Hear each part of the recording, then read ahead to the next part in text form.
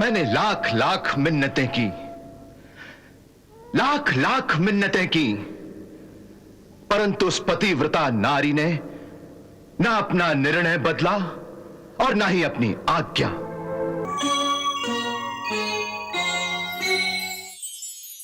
मुझे अपने वीरों का एक आत्म बलिदानी दस्ता चाहिए जो आवश्यकता पड़ने पर अपने प्राण देने को तैयार हों। उस आत्म बलिदानी दस्ते की 3 टुकड़ियां होंगी।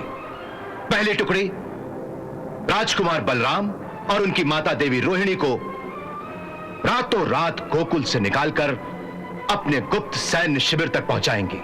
उस दस्ते की दूसरी टुकड़ी जो यमुना के उस किनारे मेरे आसपास रहेंगी, जो राजकुमार कृष्ण के अंगरक्षक होंगे। यदि रास्ते में कंस के सैनिकों ने कृष्ण पर हमला करने की कोशिश की तो वो कंस के सैनिकों से टक्कर लेकर हमें राजकुमार कृष्ण को वहां से निकल जाने का अवसर प्रदान करेंगे। उस दस्ते को निश्चय ही अपने प्राण देने पड़ेंगे। और तीसरी टुकड़ी की युवक यमुना के दूसरे किनारे मेरे संकेत की प्रतीक्षा करेंगे।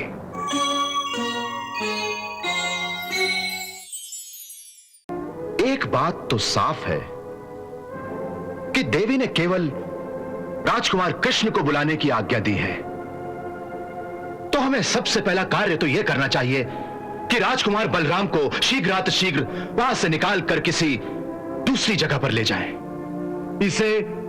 इसे इतना सहज मत समझिए अक्रूर जी। इस बात का मुझे विश्वास है, जब आप गोकुल जाएंगे तो कंस आपकी प्रतीक्षा में चुप नहीं बैठा रहेगा। उसके सैनिक छुपे छुपे या खुले बंदों न केवल गोकुल को ही घेरा डालेंगे, बल्कि आप जिस मार्ग से आने वाले हैं उस मार्ग पर भी उनकी पूरी पूरी दृष्टि रहेगी, क्योंकि आप कृष्ण को लेकर भाग न जाएं। बिल्कुल ठीक कहा आपने।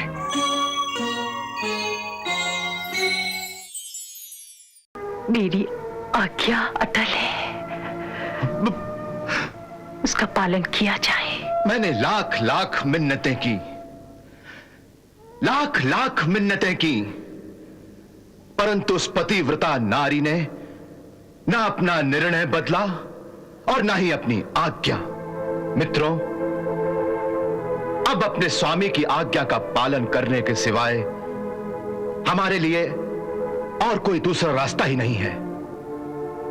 इसलिए मैंने आप सबको इस गुप्त स्थान पर बुलाया है कि शायद अब भी उस विनाश से बचने का कोई ऐसा उपाय हम सब में से किसी की समझ में आ जाए, जिससे आज्ञा का उल्लंघन भी ना हो और हम अपने राजकुमार के प्राण भी बचा लें।